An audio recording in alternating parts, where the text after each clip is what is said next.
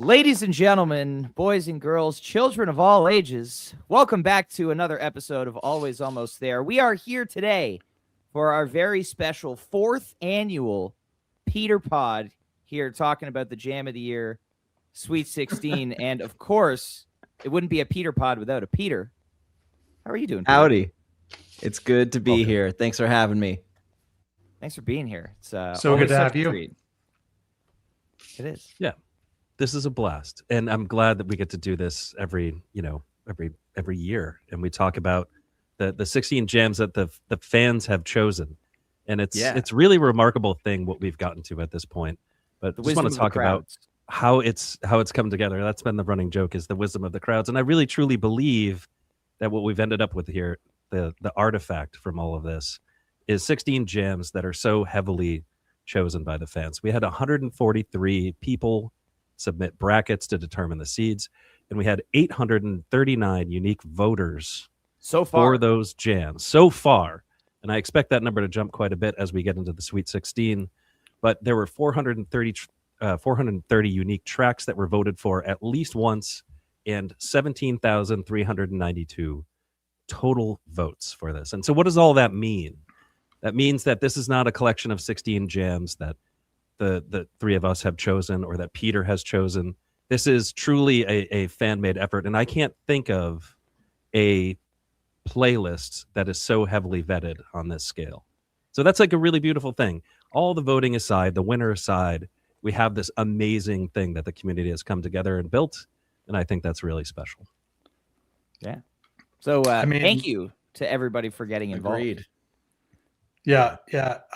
People don't know, but I agree with Neil all the time, and I agree with everything you said, Neil. That was all true, and this is my favorite part of the year. I mean, honestly, it makes the holiday season just feel longer, knowing that we get to roll right into Jam of the Year bracket season, and this pod has become just my favorite in my short podcasting career. This is definitely the highlight that I look forward to. So thank you so much, Peter, for being a part of this so many years in a row now. And thank you for, just the music, the jams that we're going to talk about, and just the thoughtful, kind vibe that you emanate. So thank you. Thank you. We really appreciate having you on here. Yeah, I'm just glad that you guys do this and want to talk about the music. I think that's so cool. And anyone who's participating in the bracket is listening to the music, and I think that's amazing. So always here for it. Excited to talk about some jams. Heck yeah. Before we go any further, everybody watching right now and all of us, let's all give a huge round of applause to our good friend Neil for building the website for this year's tournament, because it has been such an incredible improvement for the whole process and all of the voting, and it's amazing. So go, Neil. Yes, amazing. Let's go. There you go, Neil. Do you have the Bing Bong sample on there too? Yeah, no Bing Bong. You got to phone a friend for that. No, the website is sick. I just had such a good time filling out the bracket, and then voting is so easy. It's just the best. So thank you, Neil. Yeah, you can see, actually, if you go to the bracket prediction challenge rankings, you can see how Peter's doing. You're not currently winning. I'm close behind. I think everyone's pretty close at the top. Yeah, it's lucky this year. It's a little chalky. D's Nuts is winning right now, actually. Where is Uncle Fred's Jive? He is currently 3 points out of first place, so he's very much in it. What's his jam of the year? Can you see what his jam of the year is? Yes, but we don't reveal what people have picked. If he wants to share it, he can. It's copy that. It's a mystery. But I trust in Uncle Fred's Jive. Wow. Yeah, it's remarkable. Should we place bets? No way he wins again.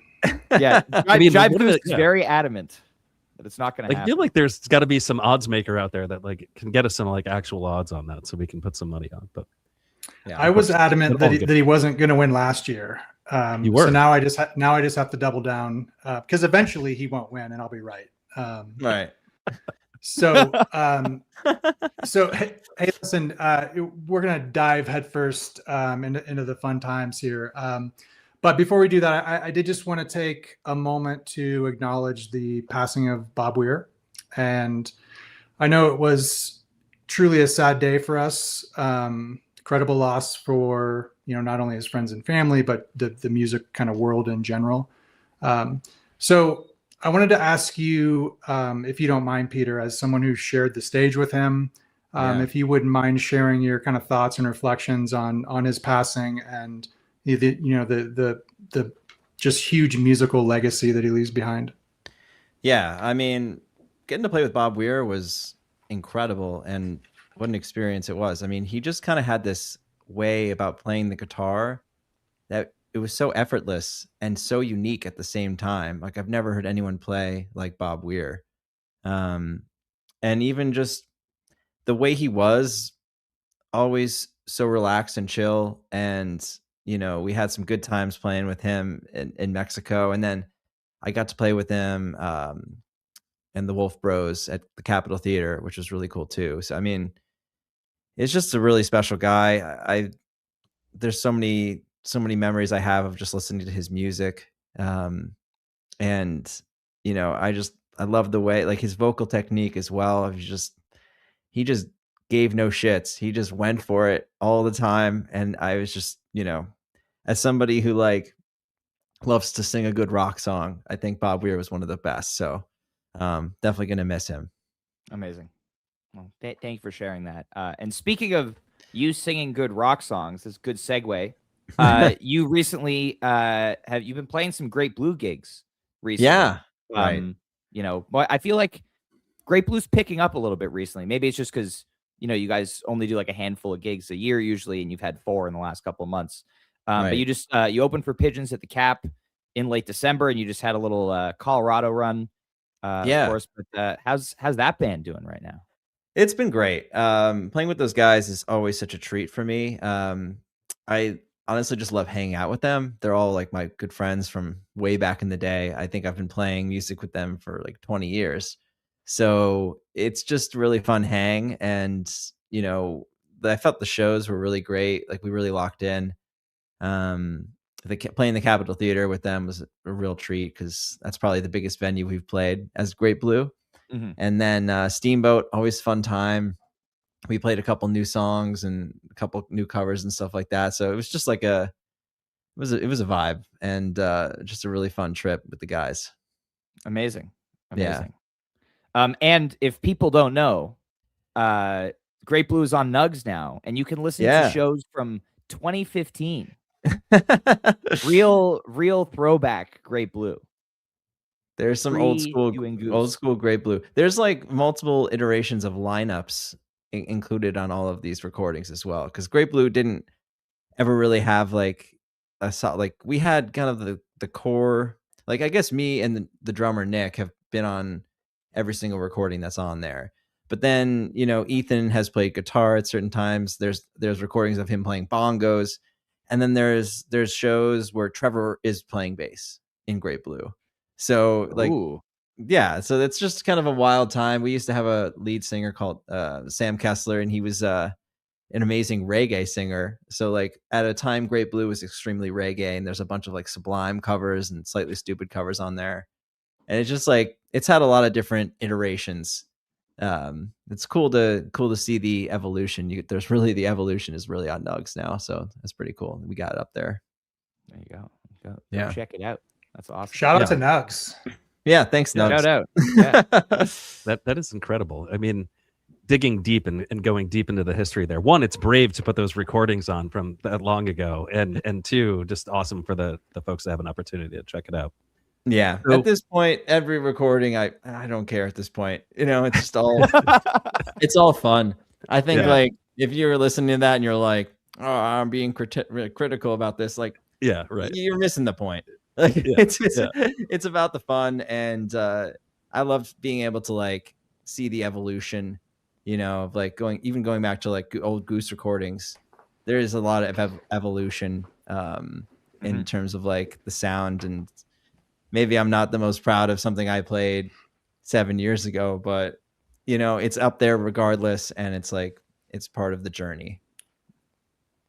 Amazing. So before we talk about the jams really quick, we have yet to have an opportunity to talk to you about some things that have already happened this year. So would like to talk about a couple of things really quick. So 2 albums last year happened this year, or this past year. It's 2026 right? now, Neil. We are talking about 2025 today, Ryan Storm, in case you didn't know. But so you had 2 albums come out this year.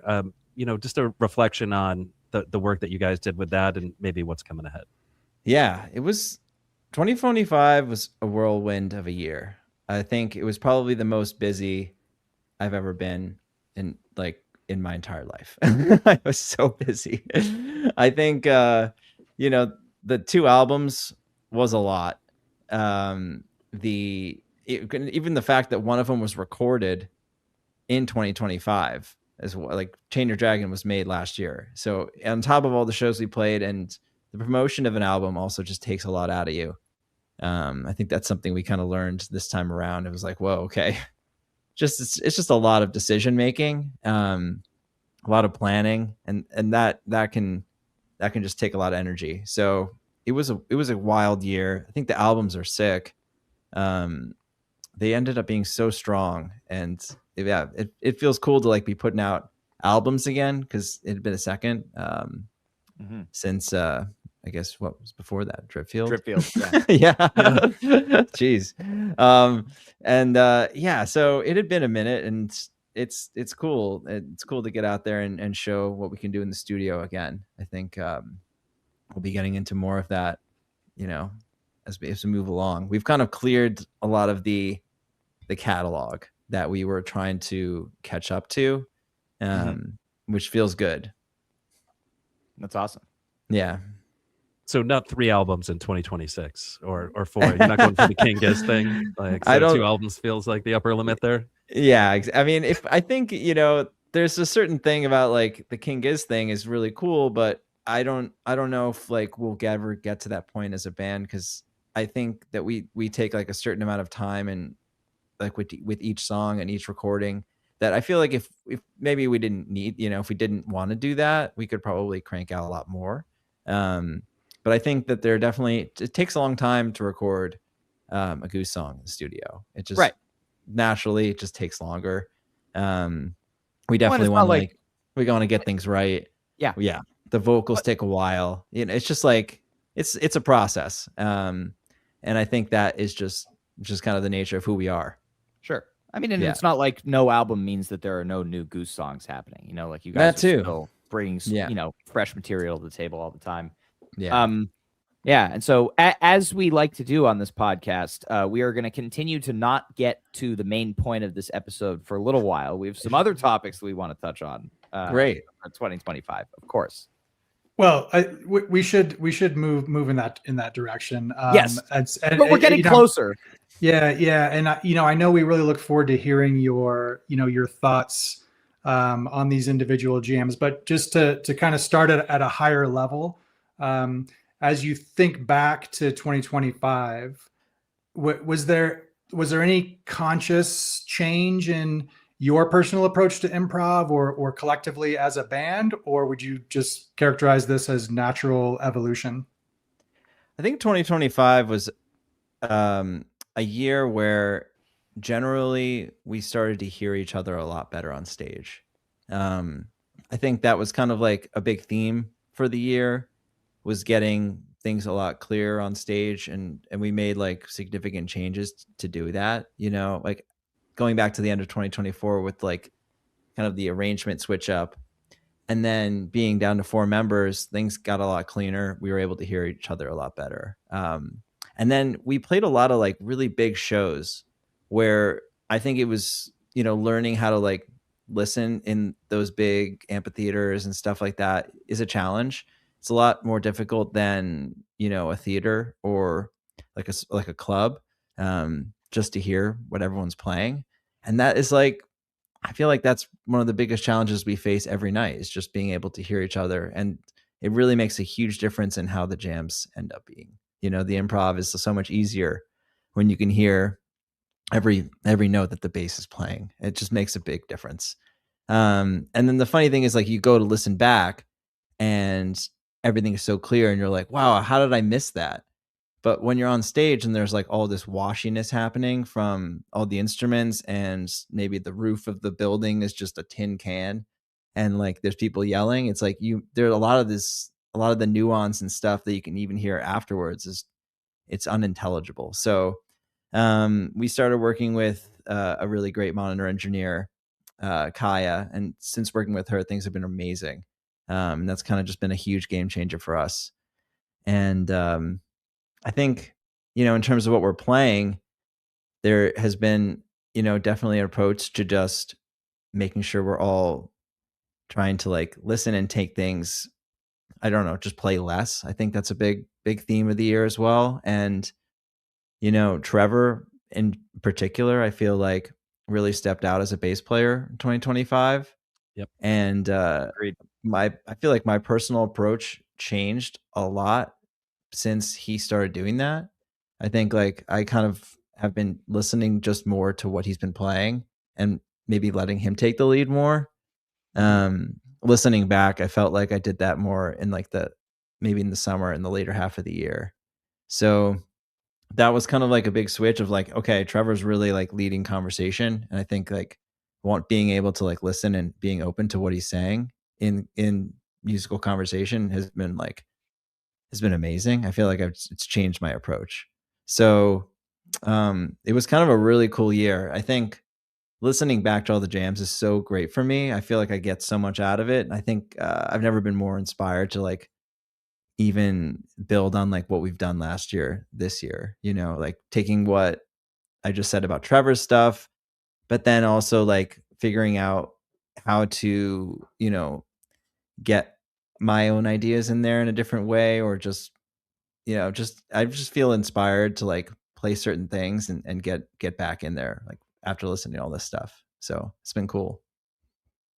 Awesome. So Here. couple topics jam related before Yeah. we dive in. I think at the early part of the year, before we dive into this, I think it makes sense to address that Goose has now built a reputation for coming out the gate incredibly hard. And that's been a few years running now. And you played a monumental set of shows in February that I think, for us at least, go down as one of the creative high points for this band. Yeah. And I think it's cool. Of touring. And I think it's cool. Right. On last year's podcast, it was, just a couple weeks after the tour. So we kind of got your perspective on that. So it's, Yeah. cool That's very year true. later. And Yeah, there's something about this time. I mean, I woke up this morning and I played like a 30-minute Everything Must Go. I think it's just the week in February or something like that, Yeah. Amazing. And then, of course, jamming styles over the course of the year have come out. And before we move on, like I can't move on without talking about the thing that we have named the Goons. The Goons, and, sure. I don't know what you guys call it. We named it that, and the name stuck because we just needed a name for it. And here we are. But how did that emerge as a jamming style? It seemed to come out around, well, it's been around for a couple years now. You can hear the proto-Goons, as Ryan calls it. But it really emerged with the fast slow in El Gonzo. And so how did that come to be for you guys? Yeah, I think, it kind of brings me back to an Atlas Dogs from Raleigh, summer 2024, which was like, that was a clear kind of like switch. We like we tapped into that. And after the show, we were like, whoa, Cotter, like what was that? Like what were you doing there? Like that was a sick jam. Kind of went a totally different direction for Atlas Dogs. And I remember that being like a kind of like a landmark, like, oh, we should like try and develop this style like of dance band a little bit more. And then that kind of, there was a couple more times, but it like wasn't super prominent. Then we kind of got into like I got that Octatrack thing, which was useful. I saw I don't know if you guys have heard this band Mild Life. They're from Australia. I saw them open for Parcels almost 4 years ago.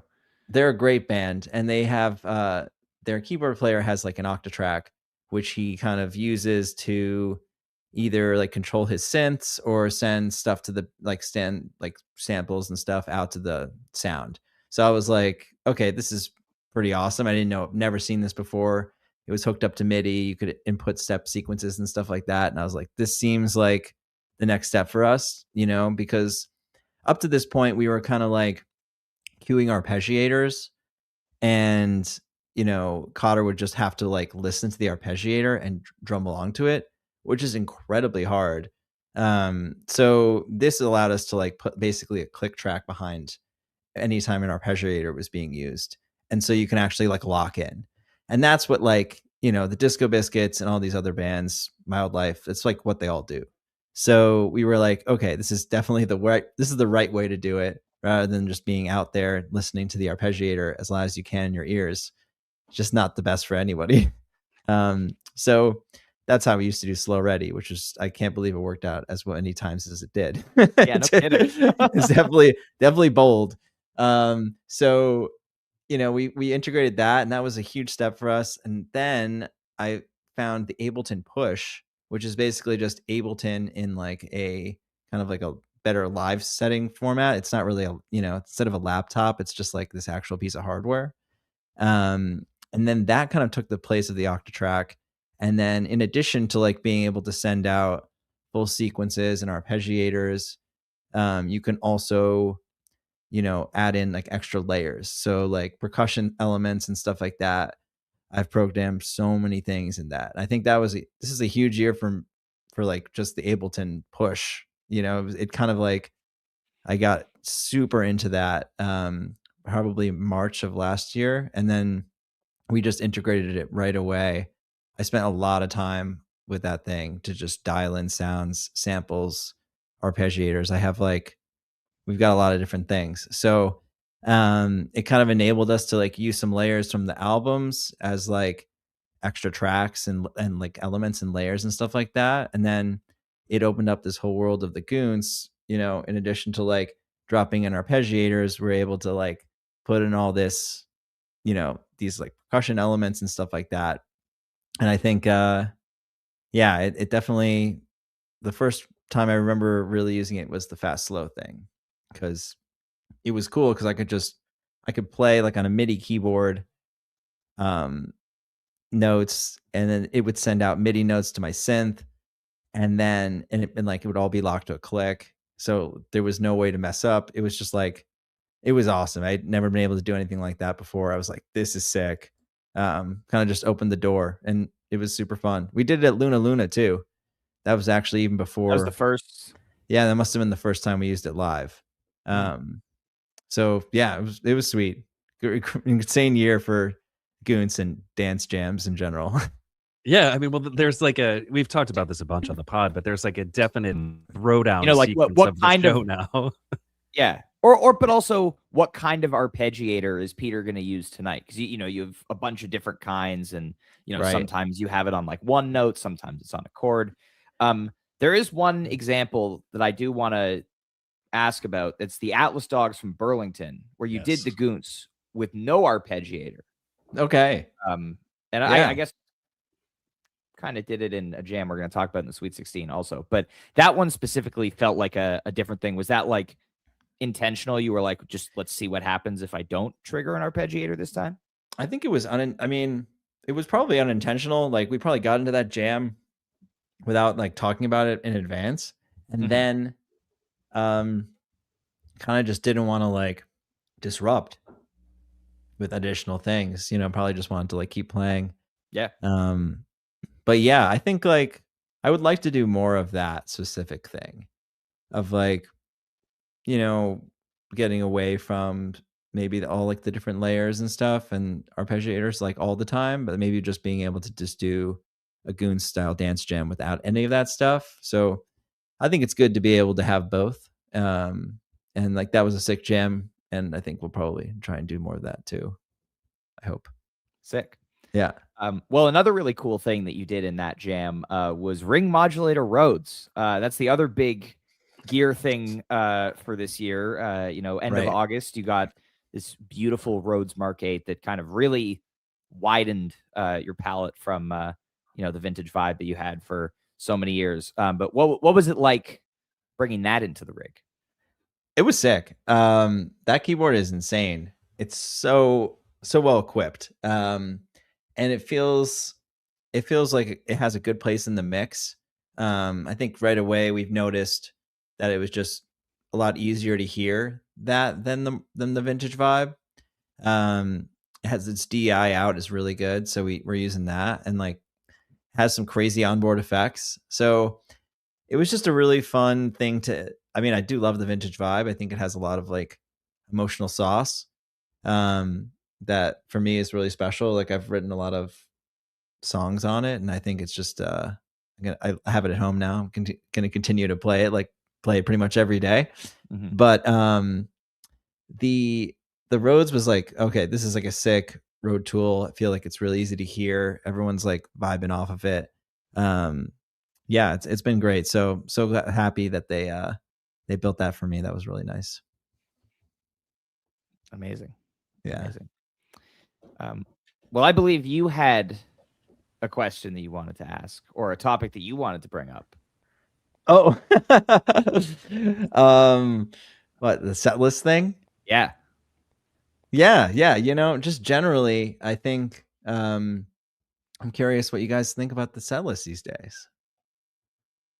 I mean, I know Ryan has copious thoughts. Well, I mean, hey, first of all, we all have thoughts. Now, I mean, the question I want to ask the main reason I'm asking is because like I was looking back at like, set lists from like 2019, and I was just like, what? There was just like wild stuff going on. It would be like there would just be stuff in like weird places that you wouldn't expect, and I think that just is something that naturally happens like over the course of a band's career. It's like you're gonna see like, oh, this song like never used to be like in set 2, now it's always in set 2, stuff like that, and I think things like naturally find their place. But what do you guys think about that? Well, my first question was going to be, are we talking about in terms of 2025, are we talking about February set lists or the rest of the year? There's a difference. What's the difference? Well, so I remember talking to you at this time last year about February tour, and you guys had just come off of the bingo thing, and you had felt like, I guess, inspired to like try songs out at different places, specifically like Grand Rapids night 2, coming up for set 2 and audibling Drip, like just being like, like fuck it, that kind of attitude. Sure, yeah. And I think it feels like in the latter half of the year, some of the placements got a little bit, as our friend Garrett in the chat said, some things for people who were going to a lot of shows, things were a little bit repetitive at times. Like Big Modern opening a lot of second sets. I can't believe I'm criticizing Big Modern anyway. But like things showing up in expected slots. I think, like 4 or 5 Salt encores in the last 7 shows of the year. Well, the good thing about Salt is that it just is amazing in that spot. Yeah, it's so good. Kind of does the job. Yeah, honestly, like things like that, just they happen by accident. They're, and it's like we just end up in that spot, and then we're like, oh my god, we haven't played Salt in a few days. It's like, all right, I guess Salt is the encore. And it's just like I think the thing is, from night to night, there are a lot of people following along from show to show. I understand this for sure, but you also have a lot of people who are just coming out to one show. Yeah. And I think like, the most important thing is definitely just putting on the best show each night, no matter what, and I think, and making sure like the energy and the vibe is there. So, it's like our mood is like a big part of what, kind of influences the show in terms of like improv and like how loose we're feeling, and also how well we can hear each other. Like there's a time where you might be like, oh my god, like I just wish they would play a huge jam here, but like the reality is like maybe we're not in that place, and it's just not going to happen. So it's like maybe we need to play a couple more. Maybe we need to play a couple more songs. And just like, or like maybe we just need to do like a party set right now, because like that's what we got. That's what we're going to deliver the best possible show. So I think like we are thinking about it heavily. And I don't think that it's not necessarily like, it's not anything that has to do with like laziness. It's more about just like, hey, yeah. So sometimes it's like, let's do this because it's like, this is what's going to give us the best show. Are you still tracking show gaps for songs and times Yeah, played and things like that. Because I think that's one interesting thing as you look back to like you said 2019. I think the repertoire can affect things in different ways. I imagine in 2019 it's like with a smaller repertoire you move songs around to create variety. Right. And then with the larger repertoire now, you probably have other challenges, and then new solutions come up as well.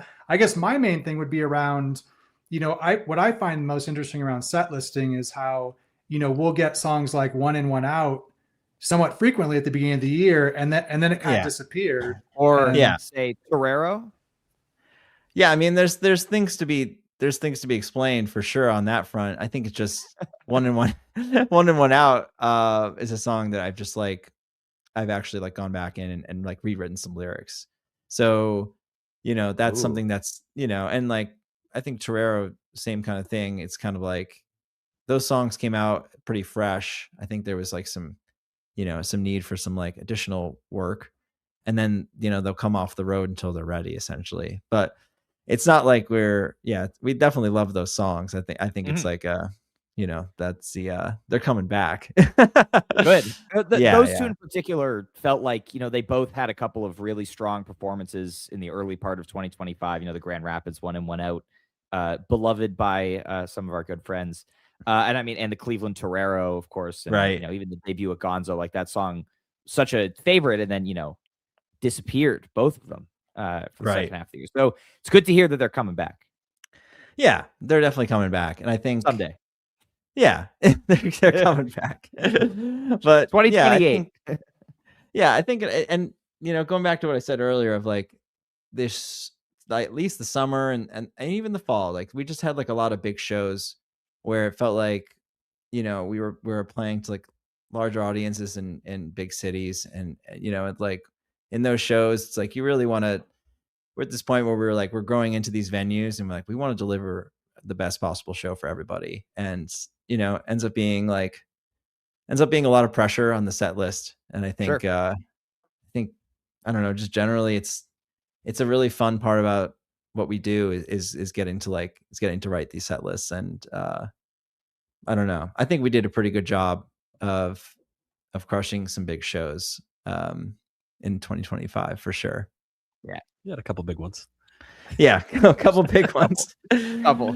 Yeah, I mean, it's insane. Atlanta and Chicago, especially too, are just giant shows for us in those markets. I mean, it's just I have to pinch myself every time we sell all these tickets. I'm like, where are these people coming from? I just don't know. It's crazy. I'm like, I wake up, on a Thursday and or whatever day, and somebody's like, oh yeah, we just sold 8,000 tickets for Red Rocks. I'm like, it's just crazy. Especially when I go play shows for Great Blue, and it's we'll have 500 people come out, and I'm like, man, all right, we got 500 people, that's amazing. And then these other numbers that in these other situations, it just doesn't even feel real. It's how is this possible? How are we selling out MSG? That's just crazy. It's just it's a fucking trip, man. It's a trip. Feel really grateful. Hell yeah.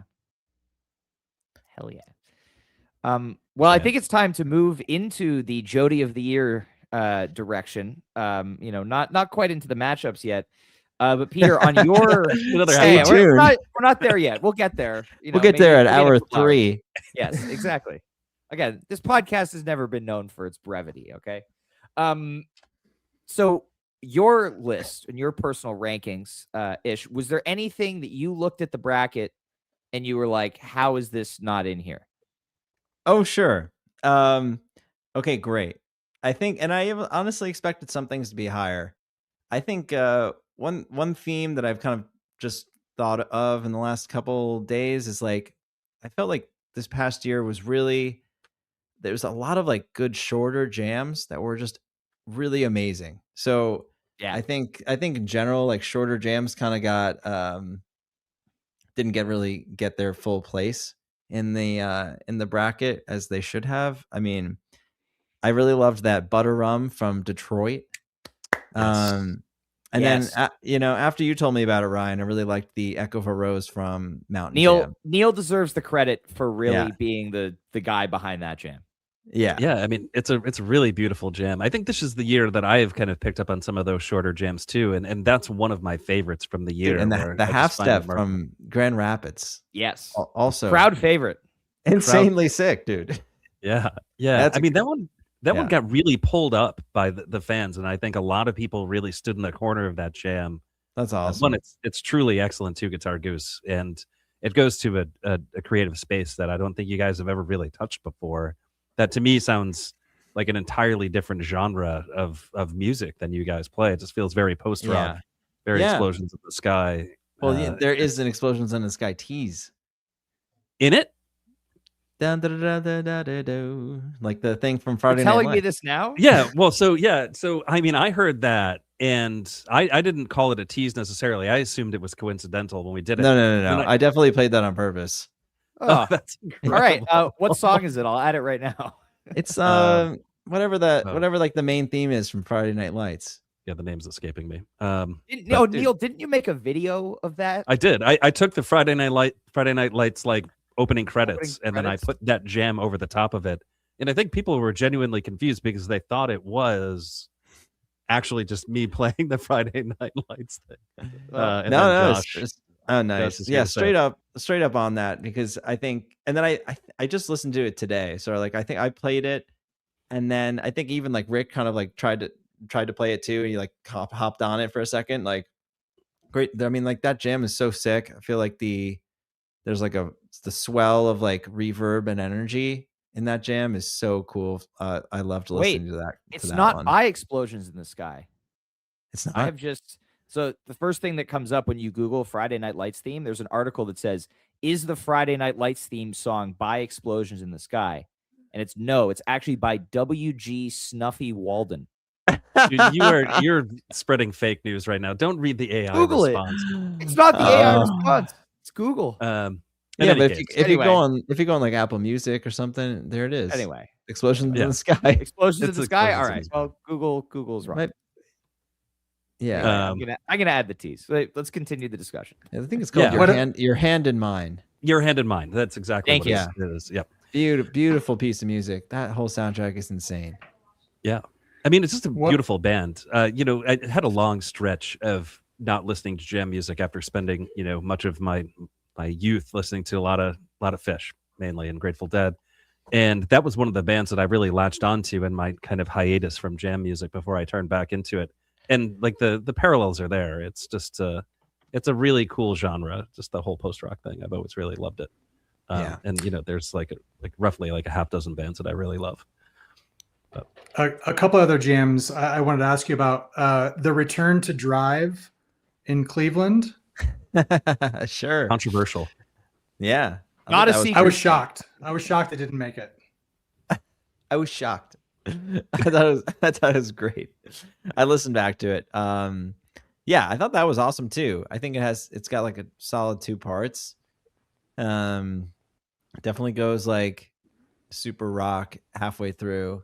I loved that. Yeah, also sick. I mean, I remember feeling like that was like a cool space because we kind of just went into it out of Seekers, I think, and it was just kind of like, whoa, what's this? Yeah, loved that. And then the last one is the missed ending from Fiddlers. Where'd that end up on your list? Yeah. I think that was. Yeah, I don't know if I had that ranked. It's on the Micro Jams playlist. Yeah. That's the Jive Goose moment of the year winner. Yeah, that's moment of the year. Yeah, it's a big deal. Meant a lot to all of us. That's for sure. Some say his cold mountain heart grew 3 sizes that day. Some say. People don't know. People don't know. Oh, man. All right, and then before we hop into the rankings, anything on the bracket that you feel was very drastically underseeded or overseeded? We'll get there. Something in the Sweet 16 for sure. Right. Any 1 or 2 picks that you think should be in the Sweet 16 but aren't? Let me think about it. I remember I really liked the Pancakes from Toronto. Yeah. I thought that was sick. I wish that had made it. And yeah, I think that's what I got for now. All right. Yeah. Oh, we'll talk more about it. Well, let's dive in. Only 40 minutes to get to the first matchup. That's pretty good. Yeah, I think we're doing great. All right. Kicking off the Sweet 16, this matchup will be open for voting tomorrow at noon. That is February 10th at noon Eastern, aatgoosepod.com. And as we have hit the Sweet 16, from now until the end of the bracket, there will only be one matchup per day. So nice and digestible for you to make your tougher decisions. This one is starting in the top left. We've got the 1 seed Grand Rapids Montavon versus the 5 seed Iowa Creatures. Sick. Peter, your thoughts? I love this Montavon. I think it's awesome. It's my jam of the year. Yeah. Hey now. Yes. Yes. So yeah, this jam is sick. All right, I have notes. Yeah, I wrote so loose and free. So when I listen back to this, I think like for me, a big part of listening back to these jams is like see what kind of feeling I got. Like, am I feeling like right now like the band is just totally let go? And I feel like in this jam, 100%. Like I think there was just no expectation. It was the encore.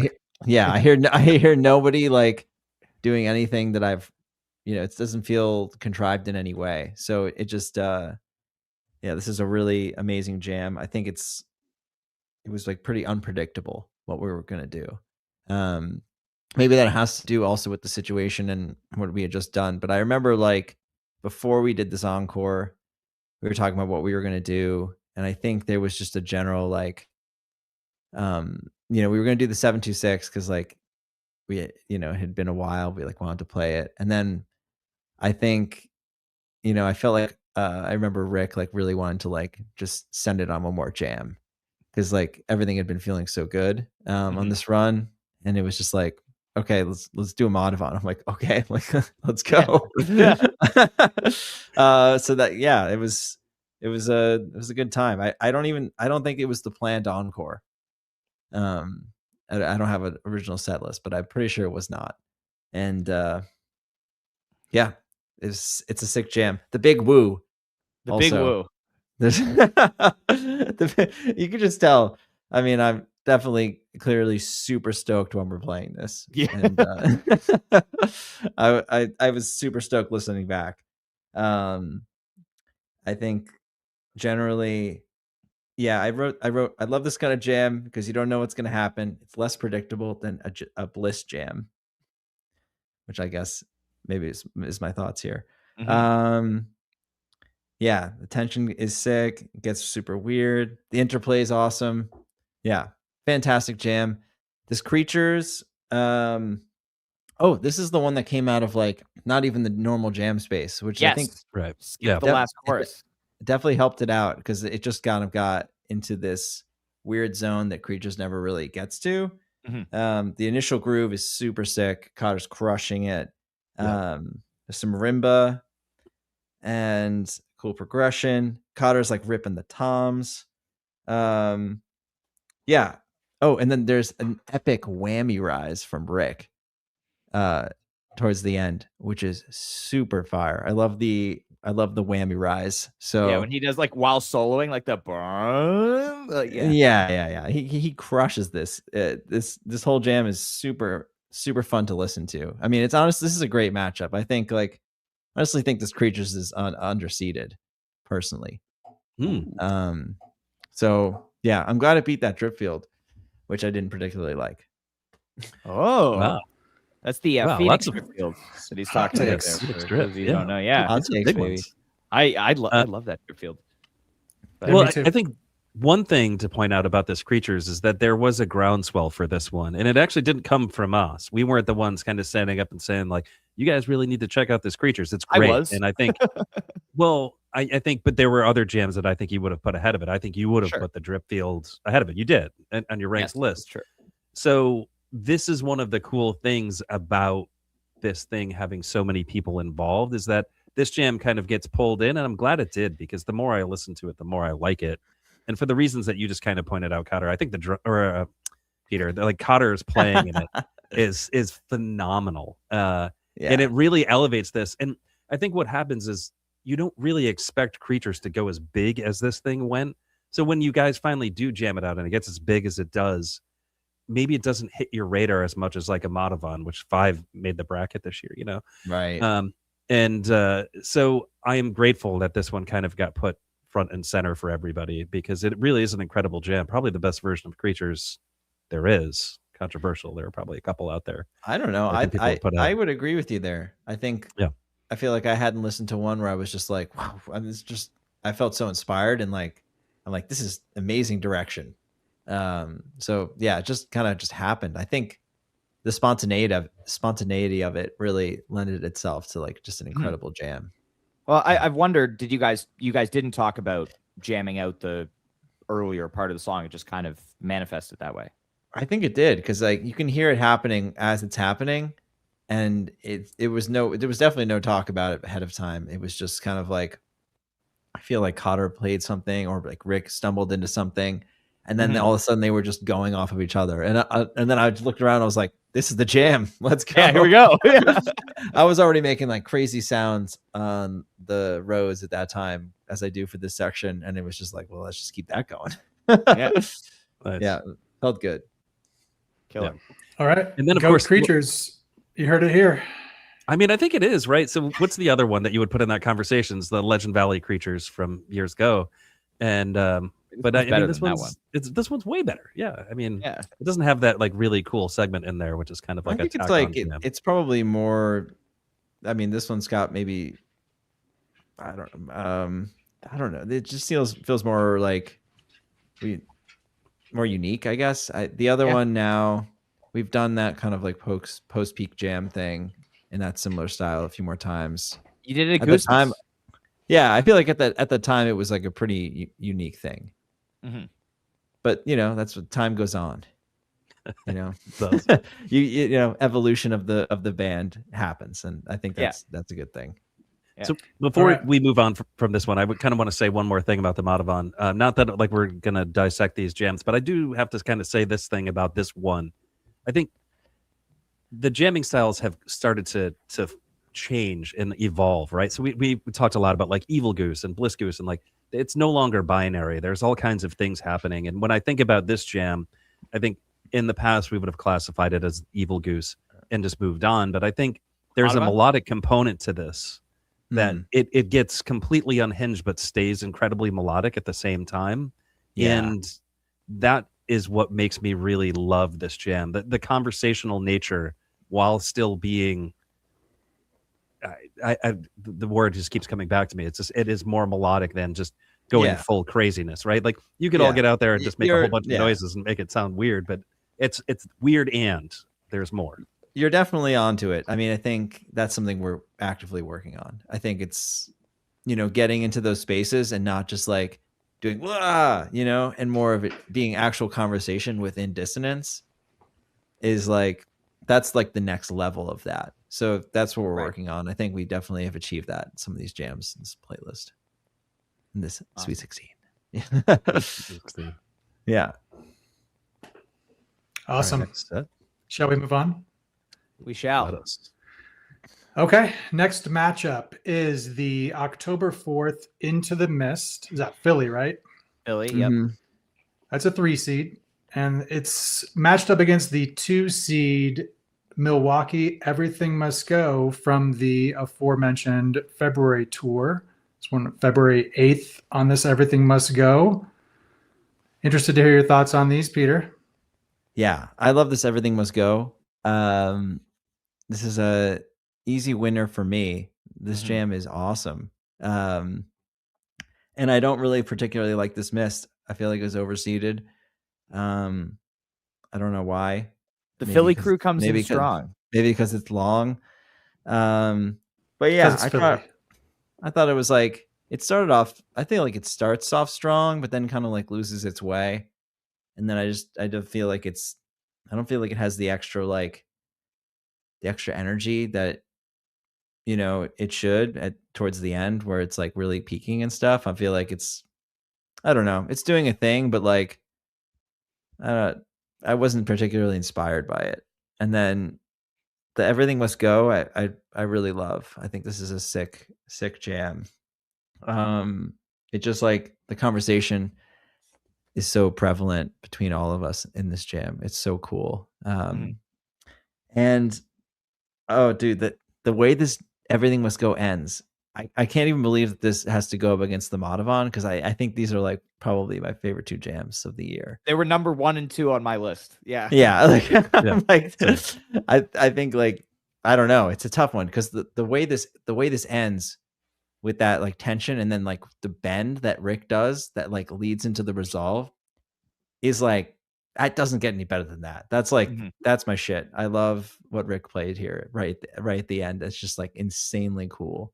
Yeah. So yeah, the tension goes nuts towards the end. This EMG for me is the moment when February tour kind of like really becomes like a holy shit kind of thing, like by the 3rd show. And it's like, there's so many different things in this jam that happen that like hadn't ever really happened before. Yeah. And it's so cool. I mean, we had been in Milwaukee for like a whole week at this point. We got there like 4 days ahead of the shows just to like practice and like do tech rehearsals there. And so we were playing on that stage for that whole week. This is like a week later we played this jam. I mean, I have to think that like it has to like contribute to something. There was so many, we were just so comfortable there. It makes a huge difference. So yeah, it's really be practicing in Toronto for a week before the beginning of summer tour. Right.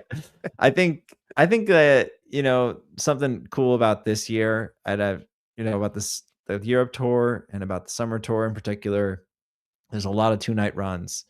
Comparatively to last year, there was like definitely not enough. So I think we'll be getting into, it just helps get comfortable. It's just when you're there, just an extra day, get to sleep in a hotel or something, get a good night's sleep. Don't have to like move, travel can be tough, but I think like when you're in a place for 2 nights, it really just helps lock in. So looking forward to see what happens this year in the 2-night runs. I agree. My eyes from the pictures everybody took of me at MSG after being at Guildford 100% agree. That was a rugged journey. We did great that day. I'm sorry, Peter, you might want to that for you this year. It's okay. Neil's skipping Holmdel in between Boston and SPAC for that reason. We'll see. Yeah. Ooh, but the thing about Holmdel is that it makes you feel like home. It has some pretty good. You got to do like the whole thing, Just like I'm a big fan of the run. Doing as much of a run as you can is I feel like there's some good opportunities for runs this year. Especially in the April tour too. Like Florida's really a thing. I feel like things are closer together generally. Which is cool. Doesn't feel like we're trying to accomplish the whole country at once. Like I know that there's no Midwest announced, but it's like sometimes when you have to dip back and forth between all these different regions, it could be like pretty taxing. So the fall 2023 model. Hopefully the Midwesterners know that we are coming back to the Midwest. There's definitely no way we can avoid the Midwest. You haven't forgotten. Yeah. It's like Midwest is the Ohio. It's the Shohio of the Midwest is the Shohio of the United States. Amazing. Don't encourage him, Peter. Jeez. Like every podcast we do now for like the next, however many months, it's just gonna. I'm just gonna keep doing the Shohio bit because the music keep it going too often. Yeah. Hey, so before we move on from this, I have to say this one thing about these two. So agree about the Mist. I think the Mist was just like it was a dance party. I was there. I mean, definitely a dance party, baby. There's a full on Michael Jackson segment where like Rick picks up on some Michael Jackson and like I think folks just really dug that, and I mean it was fun, and it was kind of a Goonsy thing that didn't get to all the places that the Goons gets, but it's still like the same dance vibe. And I think that is like the one thing that some people voting on this really wanted to see in the Sweet 16, and I think this is kind of what you get there. Yeah. But well, and there's the thing Philly I did Mafia. want to say, what? And The there's Philly the Mafia, Philly yes, of Jam course. Band Mafia. You know, they wanted the three-peat in Jam of the Year. So Peter, now with you've probably, you know, finger on the scale, you've probably tipped the balance against this miss. So you might want to lock your doors and your windows. Yeah, Just in case the Philly Mafia shows up. Yeah. But like real quick, this Everything Must Go is my personal Jam of the Year. I think it has all of the elements of Sick. what should be in like the Sweet 16. This is the stuff we've come to love about what Goose does when they improvise. And I mean, it's cinematic, it's emotional, it has, you know, things, just moments, brief moments where you're just kind of like, how the hell, you know, and which you've pointed out to a couple. And yeah, this one's really special. I'm shocked that it's a 2 seed in this, but I mean, that's the way it goes. Was it the number 5 overall? Yes. Just missed. Just missed. Very close. Just into the mist. Yeah.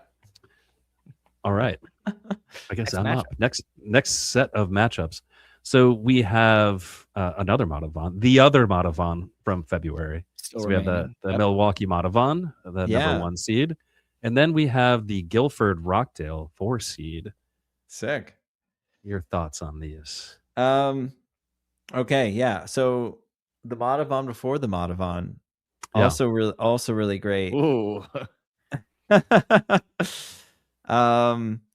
Yeah, I mean, I loved this jam too. I think this is like, you know, it's up there for me, probably top 5 of the year. I think I wrote down that the ending peak is just absurd. Two guitars the whole time. Let's see. Oh yeah, Trevor drops like a sick bass line in the beginning that everyone kind of latches onto, which I loved. It's just kind of like, it feels very like a wild, it feels a wild jam. There's like a 1-5-6 progression, which is always super cool. Like Rick plays a great melody over that. And yeah, I wrote, it starts off creepy, but not as good as the 215 version at the beginning.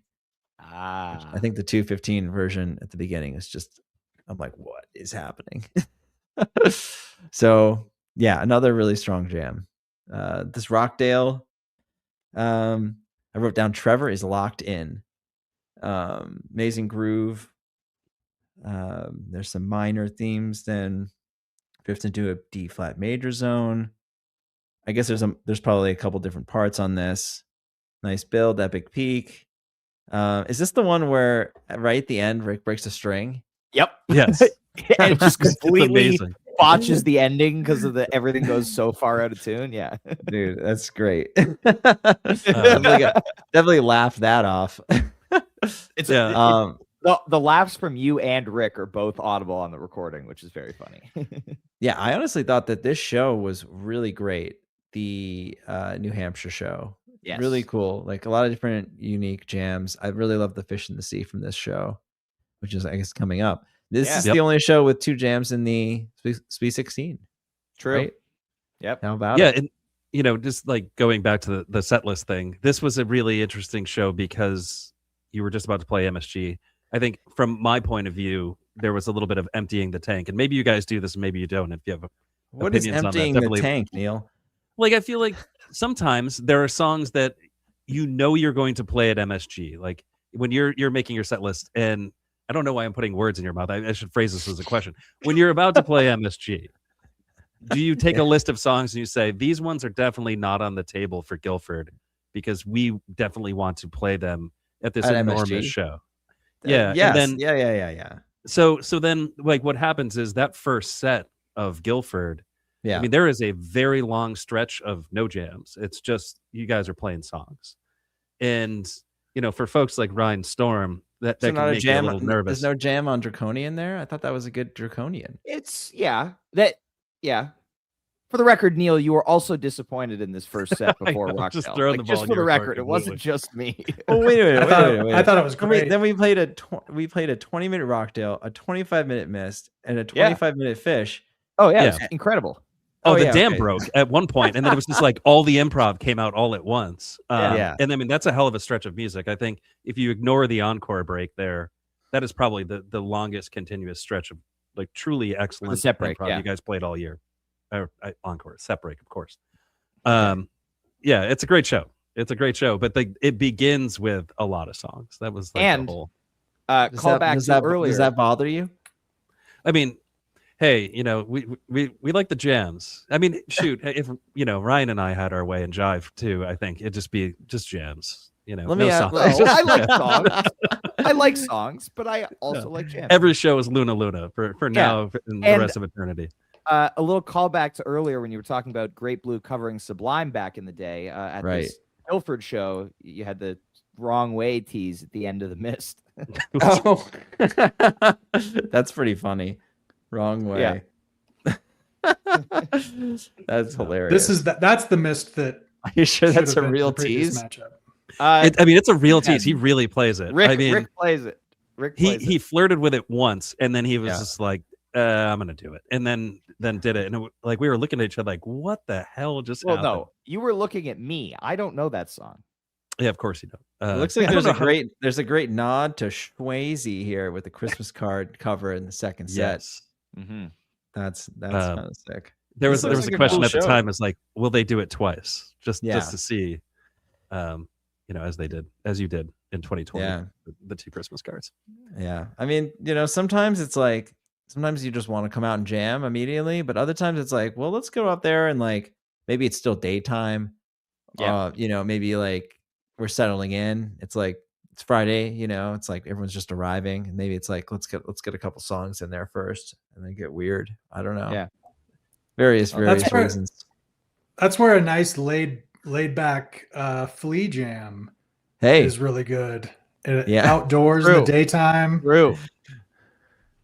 That's good stuff. Oh, there we go. Set listing. All right.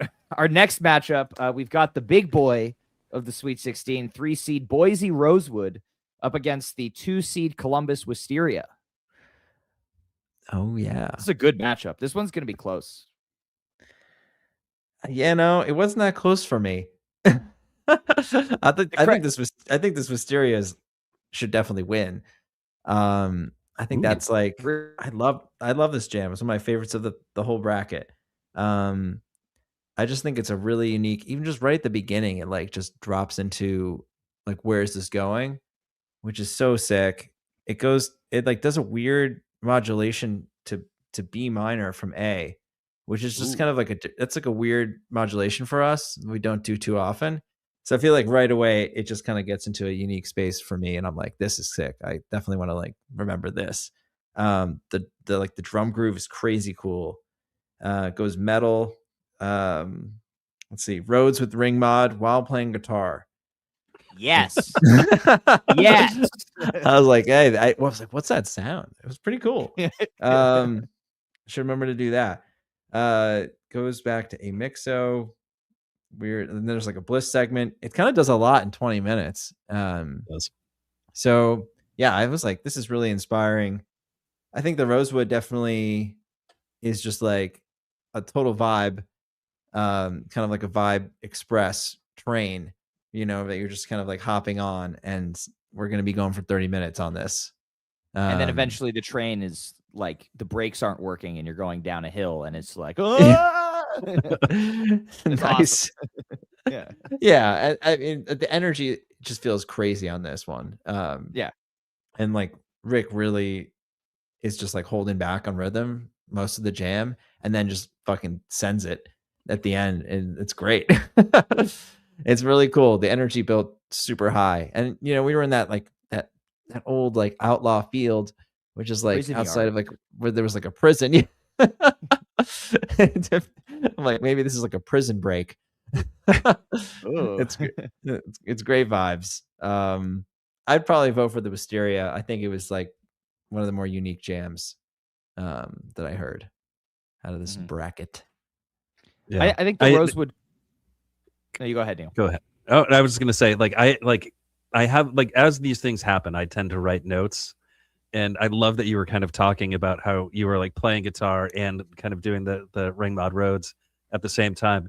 The note that I wrote when I did it was Peter is excused from stepping away from the guitar momentarily to alter the speed of time, because that one segment is just the weird, like every once in a while there's a small segment of music that just is so deranged that it almost like steps outside of the music and kind of really elevates the whole thing. And that one little piece that you're talking about is the one thing that really stuck out for me, because it's just, I mean, it's just so truly weird, but it just fits so well in the jam. It's just really elevates it. I love it. Absolutely love it. Thanks, Neil. Yeah. I think the Rosewood is really cool. I'm voting Wisteria here too. Like I had the Wisteria rank 6 overall, and I think the Rosewood at like 28. But I think this is going to be close, because this Rosewood is a huge crowd favorite jam. There are a lot of people who really, really love this. And I mean, the last 10 minutes of this jam is like incredible. Like it's so cool. But yeah, it's like you're riding the same groove for 25 minutes to get there. But I think also in the grand scheme of the evolution of Goose, like going out there and playing something for 40 minutes, you know, you're not going to get to that kind of vibe in the last 10 minutes without, you know, building your way there. And I'm curious, after that show, or, you know, like when you walk off stage, you know that you've just played a 40-minute jam, or, you know, or you're in the middle of it and you have no idea how long it's been. Yeah. Like what is the vibe like with the four of you after doing something like that? Yeah, I think the first thing that you realize is that, wait, why are there only 10 minutes left in the set? Like, yeah, you're like, what? Better play Salt again. just kidding. So I think first of all, it's like we don't even realize it happened to be that long. I think there's other jams where it's like, think about the Echo from 2023 in Seattle. It felt like it was 45 minutes, you know. But this jam felt like it was 15 minutes. Like genuinely, we had no idea it was as long as it was. We were all like, "What? Like, are you kidding?" And I think we just like, caught this wave, you know, which is like, honestly, it's amazing part about music. It's like when you catch that wave, time doesn't exist, you know. You're playing, before you know it, you're playing a 35-minute Cape Cod on stage with Vampire Weekend. Yeah. You know, it's like there could be times like that too, where, you know, you just like, you're like, wait, was that 8 minutes? Like, it's, you know, there's a good story behind that. Like, we played that Cape Cod and Rick was like, hey Ezra, was that 8 minutes? Like, Ezra was like, yeah. He wanted to play an 8-minute Cape Cod. Yeah. It was like 30 minutes. We've had like a couple of conversations. Like we talked to TC about that, and CT. Sorry, I always do that when I say his name.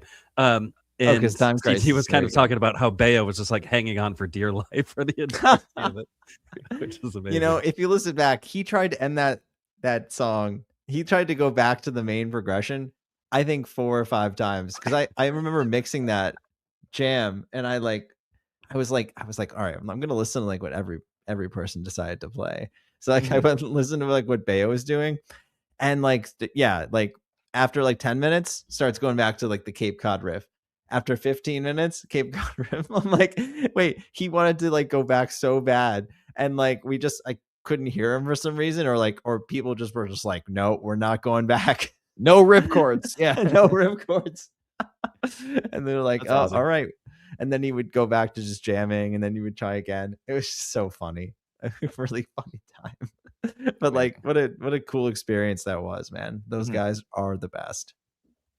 Yeah. So moral of the story, you have Columbus Wisteria over Boise Rosewood.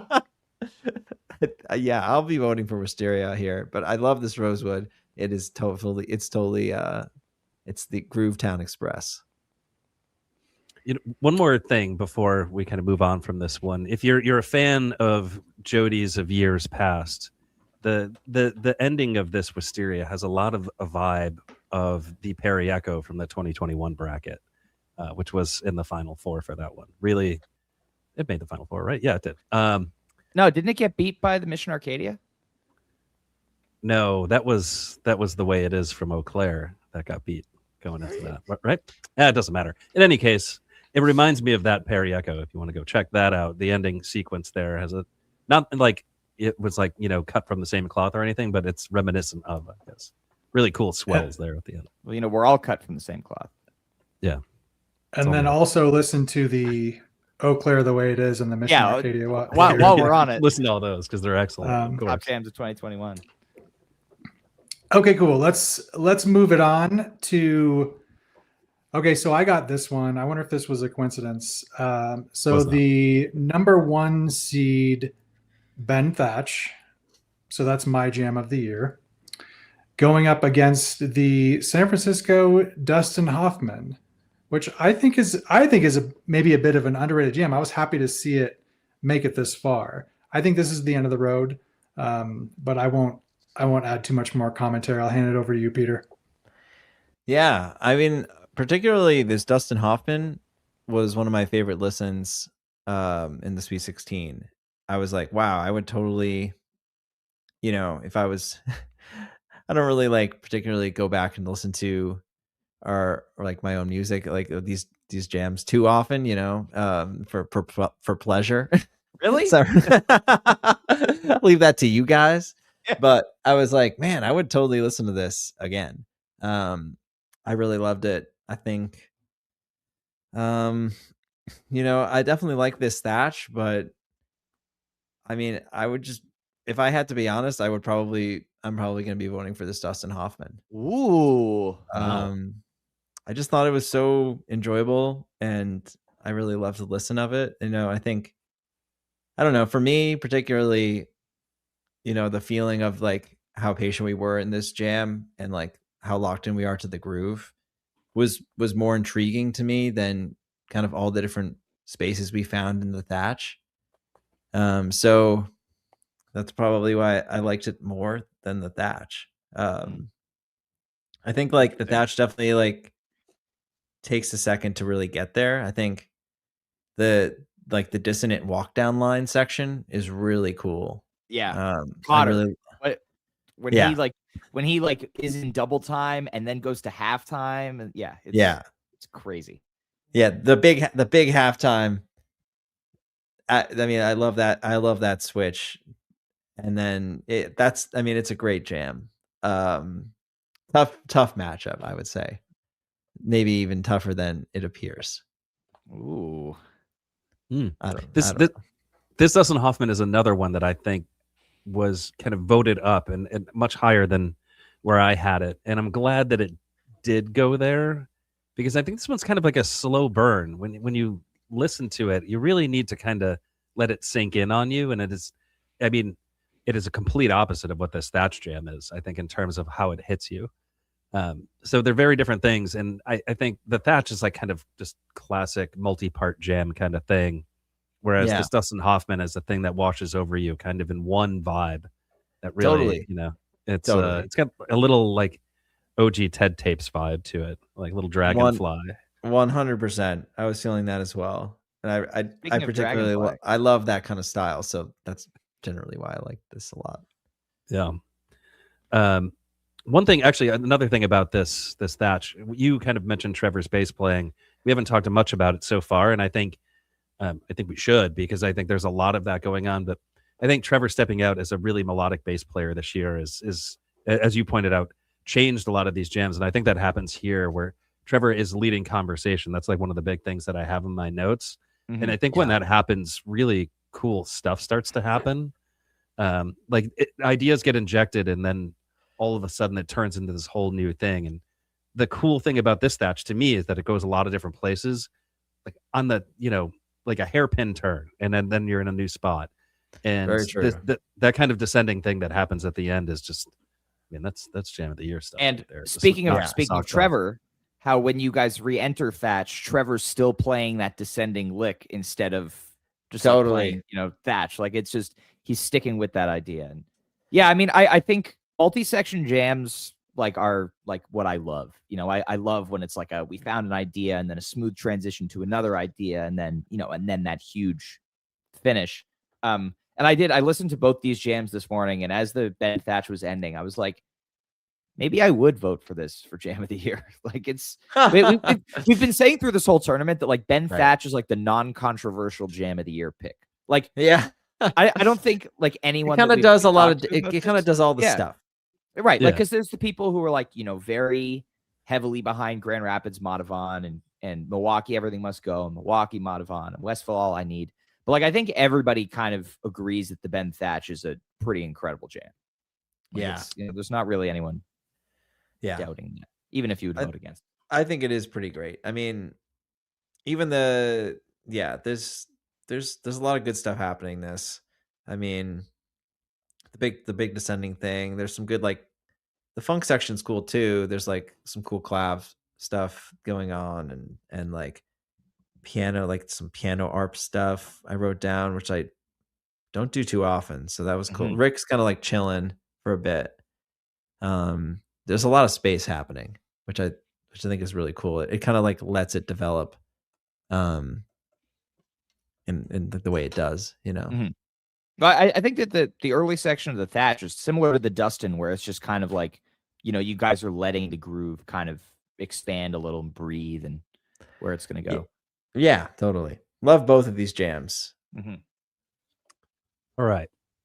Shall we move on to the next? We shall. I also love both of those jams. Yeah. For the record. I also love both of them. Present for these jams. Yeah. All right. So now we have the 3-seed Grand Rapids Dripfield from 214. And then we have the 2-seed Guilford Fish in the Sea. And these are two, truly spectacular jams. I think one of the things that these two jams do, before I hand it over to you, Peter, is they have a really nice post-peak section to them, which like pops up a bunch towards like summer and into fall. And then, obviously one of these is from very early in the year, but it happened like a few times throughout the year. And before we talk about the jams themselves, like how do these post-peak jams kind of come to be?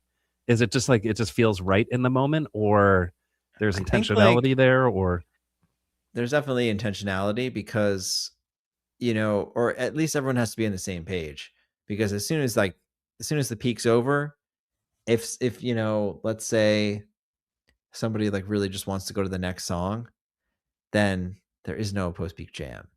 But if everyone all of a sudden is just kind of like is still in it mentally, and emotionally, you've not like thought about what's next, you're just kind of still in the moment, you can create these kind of, that's why multi-part jams happen too. It's like if you've just like established, you've like finished like this one kind of section and you want to keep going, or you're still in it, then you'll keep playing and reacting in a way that is just open to everybody, what everyone else is doing, and you're listening, and then things can develop. Really takes, you really have to be in the right state of mind. I feel like, or just like have your heart open enough to be ready to like take whatever path is presented to you in that moment, because it's most of the time it's like you'll be presented with like one or two notes from somebody, and then if that just develops into something else, if you like get inspired by even just like one note that they've played, it can kind of like things like move so simply and slowly in those times. I think it's a really cool space. The Dripfield particularly here, I think in that space is really awesome. I really loved that jam. And then there was a hunger site from Mountain Jam. Yeah, Mountain Jam. Also similarly, and speaking of Trevor, have you listened to that outro of the hunger site in Mountain Jam? It's awesome, so many dude. times. So many times. He's just one of my favorite things you guys did all year. Yeah. Trevor is just going for it. Yeah. He had awesome. it was especially on fire for from Mountain Jam through Westville, and I think there were threads from Mountain Jam that show up in Westville, and we're going to talk about that in a minute, actually. But in any case, that's great, and I think this so this Dripfield is fantastic. There's some cool double guitar action at the beginning, which I really loved. This Fish in the Sea is insane.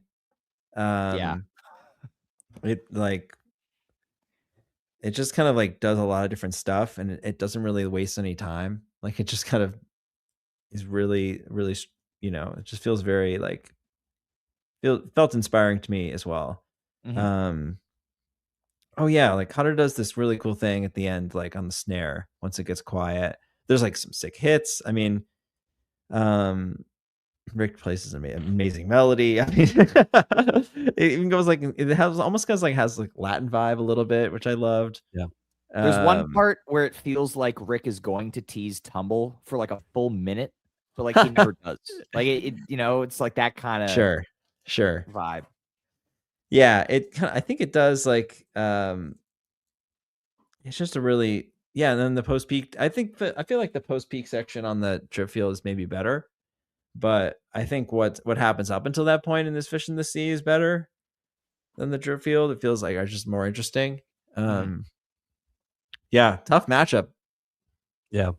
I don't Every year know. I there's don't know which something. way I'm going here on this one. Every year there's something that pops up from you guys that is, and it's usually Rick who's guilty of this, where he will play something and everybody's like, I've definitely heard that song before. That absolutely is a tease. And there's a big section of this that you do in this one where people just for weeks and weeks and weeks and months now have talked about like, what is the thing that he's teasing? And it's just a piano groove that you do like right in the beginning. Fish in the Sea? Of Fish in the Sea, yeah. And Oh. it's incredibly earwormy. It sounds like it had to have been played before by somebody. And it's just one of those things that I think just comes up in the moment. And I think that's one of the things that makes this jam really special is when you have that, it's it just, I don't know, it elevates the jam and it makes it sound really cool. Oh, well, thank you. I honestly, I don't, I have to listen to it again, but definitely not intentional, at least. All right. Our next matchup, speaking of whether things are intentional or not, we have the 1 seed Westville All I Need versus the 4 seed MSG Thatch, which this Thatch is built around a theme that happened one day earlier in a different jam in the Sweet 16. And also the Rockdale from Guilford. And, you know, we've also heard it in the SPAC Drive and the Hunger Salt, and to a lesser extent in the Mountain Jam Echo, or is that the Mountain Jam Mountain Jam Echo is what's in All I Need. Yes. That's All I Need, yeah. But anyway, Peter, your thoughts on this matchup? Okay. Why don't you guys go first? I've been talking a lot. I mean, everyone's heard us talk about these, you know. I mean, we can.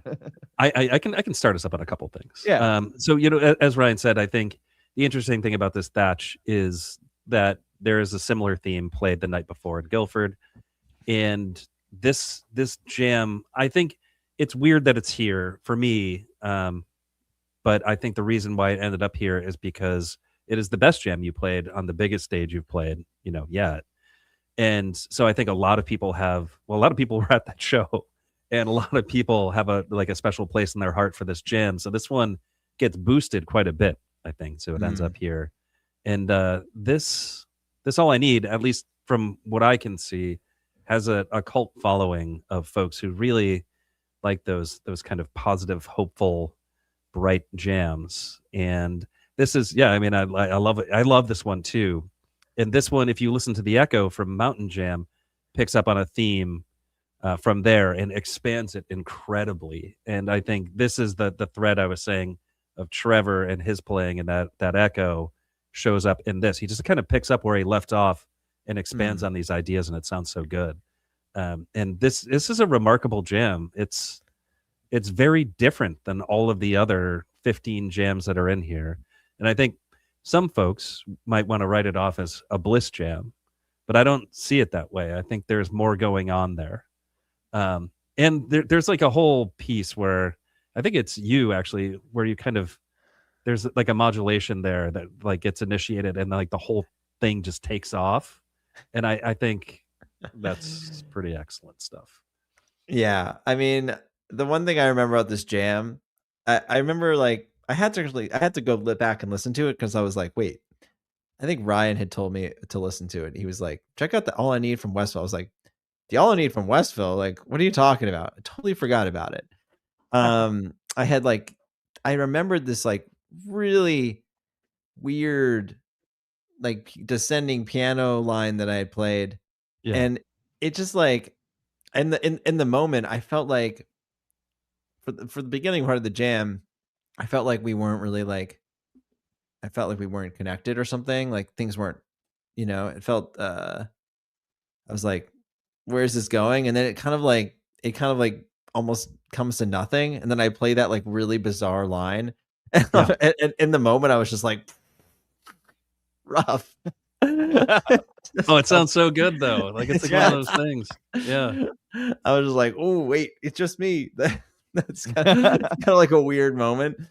And then we like somehow stumble into this other thing, and it really felt like there was like a big reckless abandon, that like kind of got us to that point, like almost like we just sent off the cliff, and then all of a sudden we just landed up in this like this kind of great zone. I mean, like Trevor is like super present in the first part of the jam too, just like introducing a ton of ideas. And yeah, Trevor was crushing it at this point in the tour for sure. It was really, it's a really unique and interesting jam. And then the Thatch is so cool too. I mean, yeah, it was sick to jam at MSG. It's about it's definitely one of the coolest things ever. And I remember the Thatch being like a real high point of the show. So, I'm glad it's here in the Sweet 16. So, yeah, it's funny that they're two jams one day apart are up against each other here. That's cool. I feel like it would be great in future brackets to do, to somehow get, or like not to like properly seed every jam, like almost as if like maybe a song makes the top 16, they just get randomly assigned a seed. Or like if something makes 16 through 32, those are randomly assigned. And in order to like kind of mix it up so you don't know which one's a higher ranked by the crowd before you vote on it. And I feel like it could be interesting to get, additionally, I would love to just see like, I mean, maybe some micro brackets. Like it would be cool to just have people vote on like Madhavan versus Madhavan versus Madhavan versus Madhavan, from a year. Yeah. Like, that would be cool. Cause like sometimes like I wish the Madhavans somehow just got to be up against each other, and maybe they will, but I don't know. I think like I was just thinking about that randomly. It's a random thought. More brackets. More brackets, but also like want. variation of seed, or like maybe no seeds. It's like, oh, here's the top 64 randomly assigned. Good luck. Or even if you could just like hide the seeds, like if people didn't want to see the seeds, that could be, they could choose to enable or disable that. Well, I bet you that's a feature that can be built into the website. Yeah, that is something we can do. I mean, there's like a bunch of different ways of looking at this thing. I think there are other folks in other communities that when they do this kind of thing, they don't actually include the song. So they just throw the song out the window completely. And then you can only listen to the jam. And I wish we were at a point where we could do that with this thing, because then it really boils it down to, this jam versus that jam. So, just going back to what you were saying at the start of the show, where you were talking about the Michigan butter rum, I think there are just butter rum haters out there, and they're just like, I will not accept butter rum jams because it's in butter rum. And I'm not going to. No one on this podcast would do anything of that sort with any song. What kind of person would hate butter rum? That's a very good point. Right word. Like, what kind if of this person was just wouldn't? Jam number, jam A is like this butter rum jam, but you don't even know. Maybe that's butter rum. Interesting. I mean, so this is like part of the reason why like I use Apple Music now instead of Spotify, because I don't like knowing, and I've talked about this extensively with Matt Campbell. We both use Apple Music. We hate knowing like what tracks are like a band's like top tracks, or like how many plays a track has, because we're like, that shouldn't influence like what we're listening to. We should want to feel that we're just like going on this endless discovery. And it's like when you bought a CD back in the day, you didn't know what tracks. Maybe you like heard them on the radio, but like you didn't know if like one track was like more popular than another. You're just like listening through and forming your own opinions. And I think like that's such a cool thing about, at least listening to CDs or vinyl, or it's like finding a new record, but not on Spotify, because you don't know how popular or how much it's been listened to. And I think that's like a cool tangent for like, not ranking a jam based on like a seed or something. It's like, oh well, I'm clearly voting for this one. It's the number one seed, or I don't know. I don't know if anyone's out there is doing that in particular, but I mean, I'm sure there are. I think the good thing about this versus, I think we get every year there are some people like, wow, like the Sweet 16 is pretty much all 1 through 4 seeds. Like that's boring, and I think that because people compare it to like like a March Madness basketball bracket, and it's like really cool to see a 9 seed make the finals. Right. But I think in this case, this bracket has been seeded by the community. And so it's a testament to, as Neil would say, the wisdom of the crowds. Wisdom of the crowds. The top seeded jams are making it to the Sweet 16. That means that the community is voting along the lines of the community. So shout out to the 143 people. You did a great job. Except for that creature snuck in. The one upset. Yes, the 1-5 seed. And we actually, the 8 seed drought ended this year. We had 3 out of 4 9 seeds beat the 8 seeds in the first round, but the Michigan Big Modern pulled it off. That was a very wildly underseeded jam. That one. I wish we were talking about that jam right now, because that thing is remarkable. Well, I wanted to bring that up. We were talking about post-peak jams earlier, because that's kind of, I feel like the post-peak jams come up, and we were talking about the Drip Field and the Fish in the Sea, and those kind of materialize. But big that, for 5 or 6 versions before that Michigan one, you'd done the 18 or 19 minutes of huge big modern peak, and then end and segue into something else. And so to then have it like get that inspiration there in that version is really cool. Yeah. I mean, I loved that version from like the moment it happened, for sure. I think we finished the show. I was like, "Ooh, that was cool." Great show in Detroit. It felt like really free in the second set. There was a spontaneous Electric Avenue, which is always Electric a great thing. Avenue Goose into best the cover. Best cover Goose does, Electric Avenue. You know what I mean? Right, Jive Goose. We were just Neil and I on the day after show. Neil and I on the day after show. We were wondering actually if Electric Avenue into the Mist ending. That's right. Was a fuck you at Jive Goose, because that's pretty. I mean, it's just the duality of it all is like amazing. It's like the Electric Avenue and the Mist ending like happening together at the same time. It's it's just. But if anything, it was a love letter to Jive Goose. Trying to get him to like Electric Don't Avenue. be fooled. Yeah, don't be fooled by the shtick, Peter.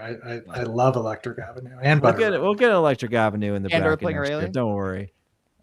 Well, I welcome it.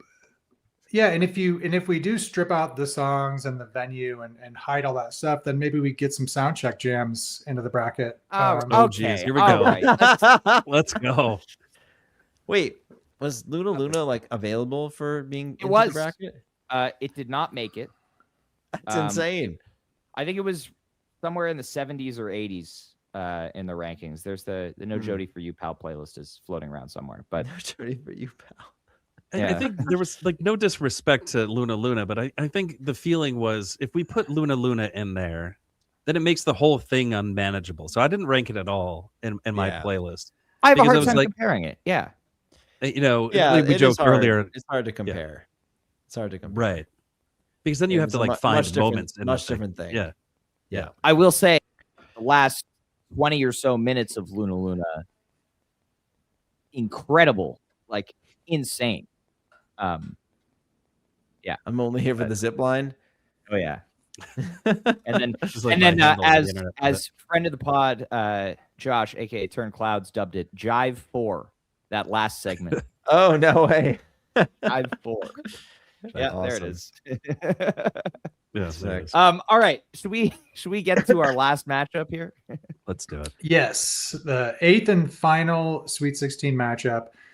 So we have a 3 seed, the other February tour Everything Must Go from Grand Rapids, going up against the 920 Tumble. Chicago, right?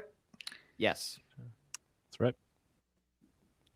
Yeah, this is a great matchup.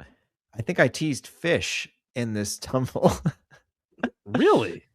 Yeah. Where? Ryan It's Storm just did a spit take. like For those who can't see this at home, there's like this guitar thing that I played that I'm like, I'm pretty sure it's just a Fish song. Dun-dun-dun, Must have been dun-dun-dun, 1.0 and dun-dun-dun-dun. Brian didn't It's catch like, it. Okay, all right. no. It feels like I don't know. Maybe I'm wrong about that, but I'm like listening back. I was like, that sounds Well, I know like what one I'm of doing the after this podcast. sounds like one of the songs off of the what it was like the Halloween show 2014 with the Oh, your pet cat. Yes, somebody has brought that to us before. It's like it's close. Would you? It's Would you close. say? Well, would you say that you teased your pet cat? I mean, when I listened to it, I was like, that's your pet cat. I was like, I've I'll give it definitely heard another this spin. before. This give it is another I was like, this sounds like a Fish tease. I love the dance party vibe of this tumble. Like Cotter goes to like a 16th note, like 2-hand hi-hat thing that is just dance vibes. I mean, and then it goes so chill. The beach sounds, it's super Ted. Wave. The waves, yeah. Yeah, this is a really nice jam. I really like that one a lot. And the Everything Must Go, so good. Let's see. Yeah, smooth. There's some double time, some ripping, big tension. Yeah. I mean, I feel like this Everything Must Go I was like, this isn't as standout as the other one, but I and I actually listened to both of them like back to back, just to compare, because I was like, wow, it's kind of unique to find two of these versions like so close to each other in time that were in the 616. It's pretty cool, but I preferred the other one, the Wisconsin one, and this I really do like this tumble. So tough matchup, both really good. This Everything Must Go is really good. What do you guys think? Tumble.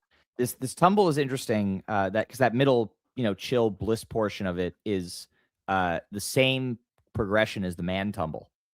Really? 2024. Yeah. My good friend of the pod, Dylan. I was at his house at one point last year, and we were talking about it, and he was like, "It's the same progression." And I was like, "Really?" And he literally took out his guitar and played it. It's like, okay. I guess it works. Yeah. Oh, yeah. It was great. My favorite part of that jam is actually that post-peak kind of very like frenetic organ jam before you go back into tumble. That's my favorite kind of idea of this jam. Yeah, that's a pretty unique space for us. So yeah, it's dope. I mean, felt like a highlight of the Chicago show for sure. So I'm glad that's in here. Glad we got some stuff from the fall tour in here. Yeah, super cool. This is like it's gonna get hairy here in the Elite 8 Final Four. It's gonna be tough. See what happens. In terms of parity for like the 16, I think it's the most there's ever been. It's really all so close, and I think that's the cool part. So in years past, I think you'd get people stumping for one jam or two, and like all of the discourse on Blue Sky or Twitter back in the day or Facebook or whatever was around like it's only this jam. This is the one jam, and there's no such thing as that this year. I think there are all kinds of people with 4 or 5 different jams that they're really really high on, and I think that's a testament to the quality of the jamming this year. I think it's jamming styles are all like very strong, and that is the cool thing about this playlist. I mean, I think it's the strongest Sweet 16 playlist yet, and that's an exciting thing.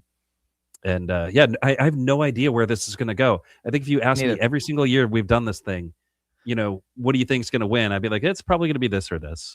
Or I'd like kind of sigh and be like, well, it's going to be this one, and I don't want it to be. But this year, I don't think anybody knows. And that's really cool. I definitely have no idea. I think it could be any of them. It could even be a 2 seed. It's possible. Yeah, I mean, I think that provided, a couple of these matchups go the way that I think they will, that Elite 8 matchup between the Grand Rapids Madhavan and the Milwaukee Everything Must Go is going to be a bloodbath either way. You know, those Yeah. are, you know, Right. but Yeah. it's gonna be great. I'm excited to see how this all shakes out. I'd like to see a 3 seed beat one of the 2 seeds. That'd be cool. Could happen. I mean, you might see that happen. I mean, there's a real Could good happen. chance of it. Based on the past voting, it looks like Everything Must Go from Grand Rapids has got a lot of good support, maybe even more than this tumble does. It's true. I think this tumble, right after it happened, I think it was like everyone was like freaking out about it. And I feel like over time, people have kind of cooled on, you know, being huge supporters of this tumble. I got you. Yeah.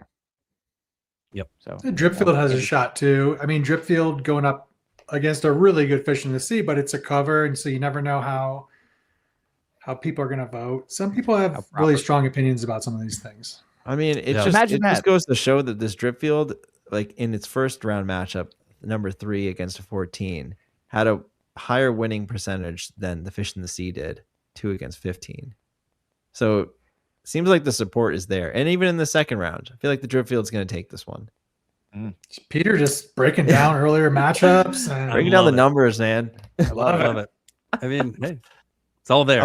I would have liked to see that hot tea. There was a hot tea in here that was pretty cool. Grand Rapids hot tea. Yes. I'd like to see agree. that. That would have been cool to progress, but it's alas. Lost to the Goons. That's all right. Yeah. Second best encore ever. After only topped by the night later. Yeah. the night later. Yeah. Wait, what was this? Which the hot tea is Grand Rapids night too. Oh, sick. And then the Madhavan 726 and Madhavan. I mean, which is just I mean, it just makes it unfair. If you're comparing encores ever, no encore can top this. I mean, I don't know. You get the 726, which folks have been yearning for, and then you get this incredible jam with the Madhavan. But interesting point that it is relevant here. This is the only time since we've done this thing that an encore has made it into the Sweet 16. No way. This is the highest performing encore ever. But would have awesome. liked to have seen that hot tea here for that conversation also, because that hot tea is, I mean, unhinged. It's hot. As unhinged as it gets. Listen, which is, it's good because that's the only time so far this bracket, Peter, that you've left a comment on a poll. So I was like, tea. It's as I said when it lost, it's your influence is not what it once was when you murdered Hosewood in cold blood in the 2020 bracket that Neil. I don't seem to remember that actually. Oh, I've got the receipts.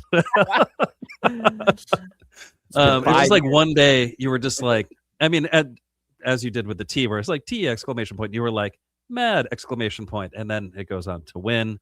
My heart was broken because I'm in love with that jam. Everybody has like this formative jam that really turns everything for them with a band. I'm sure like if you like Fish, you've got one, right?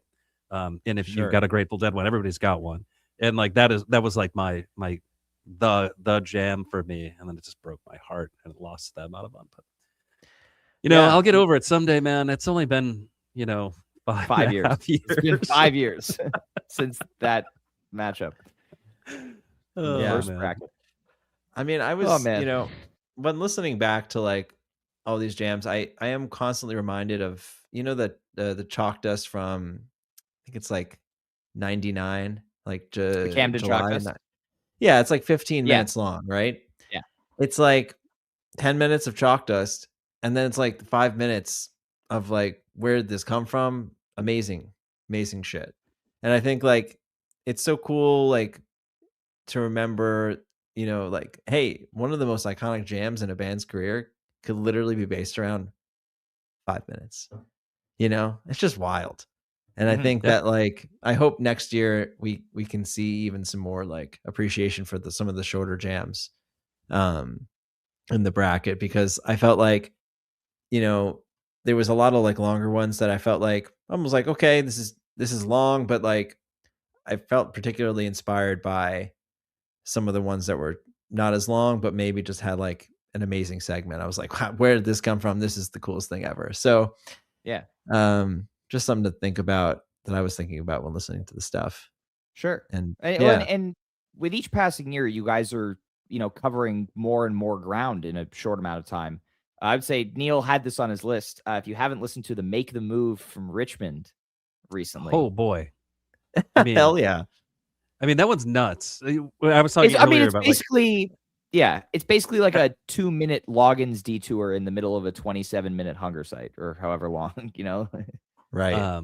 Yeah, that one is, I mean, it's just like you and Rick and Trevor like chasing each other down a terrifying psychedelic hole. I mean, it's so good. It's just, I mean, that's the only thing I can think of when I listen to that thing. And it's just, I mean, so I think that Make the Move was just completely unplanned, which is, I remember like playing some, I don't even know what we were playing, but I remember looking up and all of a sudden Hunger Site, Rick was just playing Make the Move. I was like, what?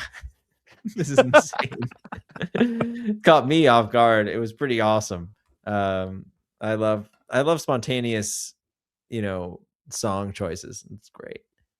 Always so great. I love when Rick does that. He's just steps up to the mic and starts singing Make the Move. More of that, please. It's great. How about it not in the middle of a really cool jam? I mean, but the jam goes on. Like yeah, it does. I know. You should ask. But see, that's the problem. It's like you decide to do a Make the Move for 2 minutes, and then like it's within a hunger site, and then all of a sudden you've maybe you split up your jam of the year. Your jam of the year. I live in I exist at shows in a prison of my own design. Like, this is my fault. Like, but amazing. Anyway, is that just at shows? No, I mean that's just how I live my life. Anyway, I mean, if there was some kind of system where you could have like hunger site or Salt Make the Move, Salt be a submission in the jam of your bracket, then you wouldn't have to worry about that. You could give yourself a lot. I'll allow it. You could relax a little bit. That's I don't want to. Like, don't worry, they're gonna go back. You could put Seeker's Drive in there if you want. Oh man, God, and then the Guilford Mist into Fish wins the whole thing in a landslide. We're not. It's a slippery slope, is what Ryan's trying to say. Everything's got to be put in a box. That's great. Yeah, I mean, the irony of it is great. Right, we spend all this time talking about spontaneous improvised music, and we're like, we just got to put it in a box. Somebody commented the Sodi, the sandwich of the year. Sandwich of the year, Garrett. Thank you for that one. Garrett is doing that specifically to needle Ryan. I mean that's what's going on here. Well, speaking of which, Garrett had a really good question earlier that I kind of wanted to bring up as we move into kind of looking ahead to the year. This is a good one. For 2026, can we try to jam out some songs traditionally not jammed? I know that's happened before. Seekers at the Man. Yeah. No, but some other ones I know that there are a lot of people who really want to see Turn Clouds get jammed out or something of that sort. But do you guys talk about that all the time, or was it just like on October 4th you were like, what if we jammed Seekers Part 1 tonight? No, I mean, I think sometimes it's talked about, sometimes it's not. That was jamming out Seekers 1 was like, yeah, let's like explore this space and see what happens. Really no plan. And I think it was awesome. And I think that you can kind of like, you can open up a lot of unique territory just by doing that. I mean, looking at the Creatures jam from Iowa, just kind of like putting a jam in where you don't normally have one is also super inspiring.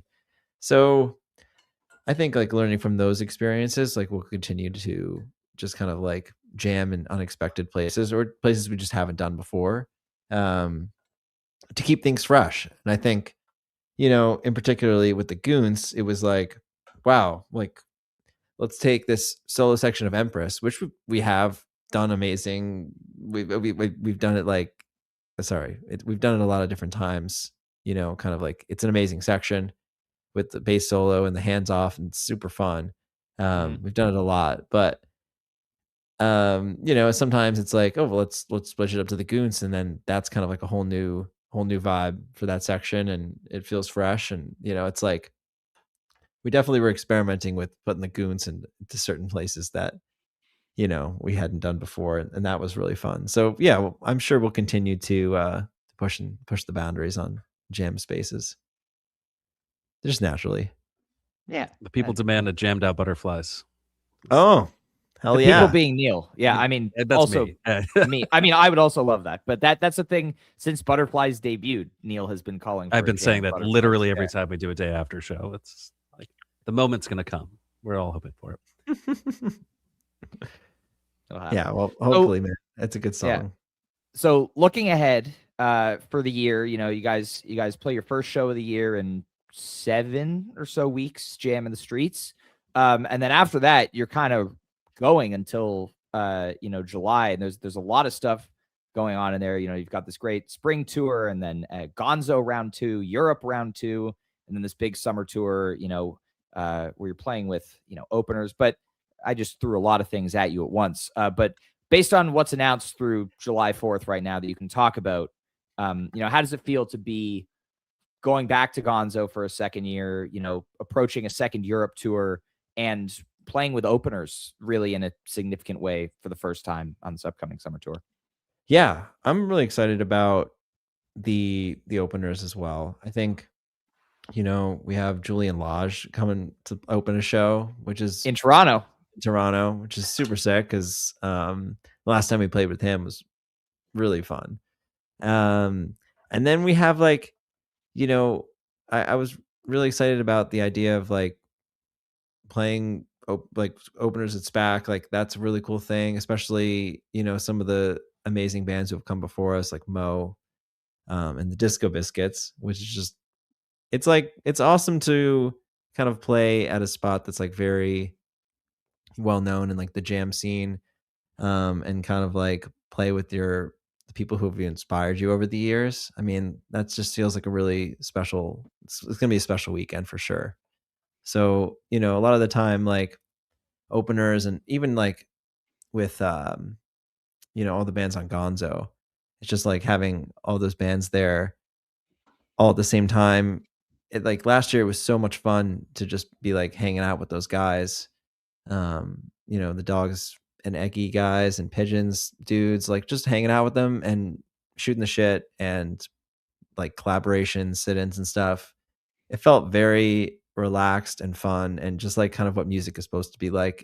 It can get kind of competitive sometimes out there. In the jam scene, sometimes it gets a little bit sporty, where people have their team and they can be a little competitive about it. they can really They when sure. Yeah. And it's nice to have these types of shows where it's all about collaboration and fun, and it just reminds you that it's not a competition, and that everyone's should be doing their own thing, and everyone should be playing music because music is fun. And that's just kind of what it is at the end of the day for all of us. And it's really just fun to hang out with those guys. I'm really excited for Gonzo again. And then, just generally Europe, you mentioned as well. I think going back into those smaller rooms will be a really fun experience with Cotter. I think so much of his beginning of the band is just playing massive sheds, and kind of being what is going on? Yeah. And just getting thrown into the fire. So I think it'll be really fun to just play some clubs with him and experience what that's like. Through his Do you eyes, know if his first tour in Europe. there are DJs scheduled at 10:30 p.m. Don't know. at these shows this time? We're gonna find out when we get there again. We're gonna find out when we get there. Hell yeah. Crazy disco loadouts. Yeah. But yeah, that's gonna be super sick. I mean, maybe we should just get Trevor to be the DJ Honestly. for the loadout. Yeah. Yeah, that would be smart. But man, I'm just excited to get back to Europe, and there's been so many amazing people that we met from last time who have been asking for us to come back, and I'm just really excited to see them again. And get to play some shows there. Hell yeah. Yeah. Jive, I believe you had a Colorado related. Well, Sure. Yeah. I mean, I'll ask some Colorado. Well, let's switch to Colorado now. We don't talk about Colorado enough on this podcast. People don't know about Colorado. So was super stoked to see you guys coming back to Red Rocks. Yeah. And it's interesting because when you moved to Fiddlers, I was kind of happy about that because I was a little upset with Red Rocks just in general. and Fiddlers with the new sound system, everything. I mean, I really enjoyed that first year. So then when you came back a second year, I was pretty stoked about that as well. But now it's nice to also have some variety. So I just interested to hear your thoughts on that whole back and forth thing. And, are you guys approaching this from a perspective of keeping things fresh, or is it about scheduling or? Well, yeah, I mean, Cotter's never played Red Rocks. I was going to say, or is this just so Cotter can play Red Rocks? Yeah, we got to get Cotter to play Red Rocks. I think, Fiddlers was awesome. And the cool thing about Fiddlers is that, like, you can have, like a $35 lawn ticket, which at Red Rocks, you don't get that. So because it sells out really fast. So, I think there was a good reason to play Fiddlers for a couple of years to just kind of like, make it very easy for everyone to come. And then Red Rocks is an amazing venue, of course. Definitely want to play it again and continuing to play it. So, it was kind of like, let's go back and play Red Rocks. And Cotter really wanted to play Red Rocks too. And it was like, well, this sounds like probably the right move for 2026. And then who knows what'll happen in the future? Maybe it'll be a combination of both. So you never know. But it's exciting to be there. Is there an amphitheater in Salida yet, Jai? I mean, we do actually have, we do have a little amphitheater on the river, in a park, and I could talk to some people. You know what I mean? We could probably make something happen. I mean, I'd love to go back to Dillon Amphitheater as well. I think that place is super special. Yeah. So, yeah, you never know what could happen, man. I think Colorado's going to be a good time. Looking forward to it. Always. Yeah. Yeah. Great. All right.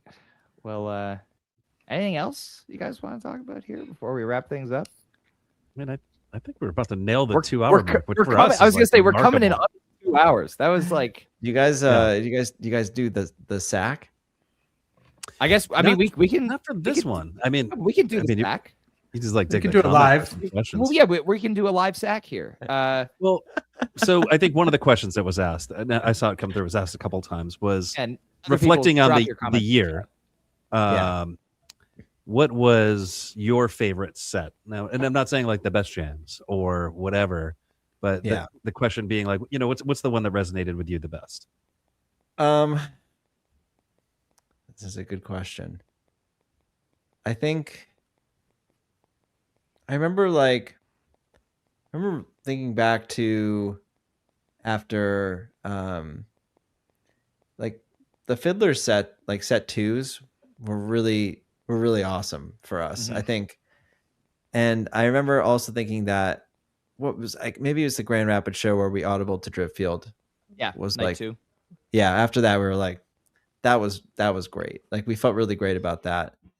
And in general, I guess I felt really good about Philly and Goose Miss. I thought went really well, and MSG, of course. Like walking off stage from MSG was insanely surreal. I remember like walking back like for the encore break, and like it was the only time like all day where it was just like there was no one backstage. It was just like the four of us, and like people were going to the bathroom and stuff, but it was just like so dead quiet back there, and like just standing there like with Trevor, like, man, this is fucking crazy, man. How about it? It was like that was one of the coolest moments of the whole year for sure.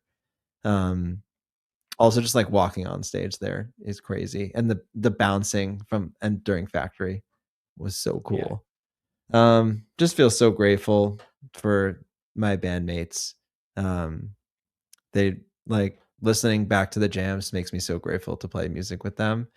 They're all so unique and talented, and I think that like it just makes me want to play and practice and get better. Every time I listen back to these jams, I'm like, fucking A, man, these guys are so good. And yeah, it was a really awesome year, really, really fun. And the music felt great. Yeah. Well, I think, I don't know if we're going to find a better note to end on than that. But Peter, thank you so much as always for coming on and joining us and sharing your insight, into all these jams and a really fantastic year for Goose. Really, thank you really guys.